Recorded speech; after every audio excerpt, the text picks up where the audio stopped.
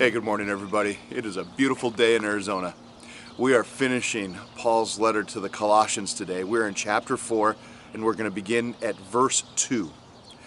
Now, Paul is wrapping things up with this letter, and it seems as though he's dealing with some general instructions and then some specific instructions to specific people. But as you read this chapter, please read it carefully because it speaks to us in surprising ways. The first thing he says is right there at verse 2. He writes this: "Devote yourselves to prayer with an alert mind and a thankful heart." If we want to be followers of Jesus Christ, we have to be intentional about it. We have to have an alert mind. And we have to stay focused on what God is doing. Thankful hearts. When we focus on the negative, which we are all inclined to do, we can drive ourselves into depression. But when we focus on the amazing things that God is putting in front of us, then we realize the power of God and we invite more of that power into our lives.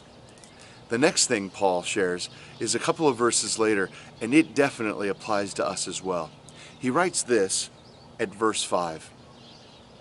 "Live wisely among those who are not believers, and make the most of every opportunity. Let your conversation be gracious and attractive so that you will have the right response for everyone." Gracious and attractive conversations. Those are the responses that we're supposed to have to people asking us questions.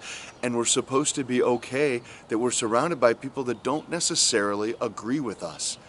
Non-believers. It's all right. We live our lives out loud. And as we do, those lives attract others. We are the Bible that our neighbor gets to read. And this is Paul saying exactly that. Live a happy and healthy life, and people are going to want to know. And then we can share the good news of Jesus Christ with them. Paul has one more thing, a specific instruction that happens at verse 17 that I think you should let your eyes draw attention to when you get there. He writes this: "And say to Archippus, be sure to carry out the ministry the Lord gave you." It seems like a random note. Paul is writing along saying, hey, do this. Hey, do me a favor and pass the letter on to these folks. Oh, and by the way, say to Archippus, do the job that you know you're supposed to be doing. Wouldn't it be funny if it was our name in that spot? Jesus reaching out to remind us, hey, do what I've called you to do. Paul, the apostle of Christ, reaching out and saying, hey, I know what Jesus told you to do. Go do it. Just a little bit of encouragement. I think each of us knows where God has called us to action. And so let that be the call for us today.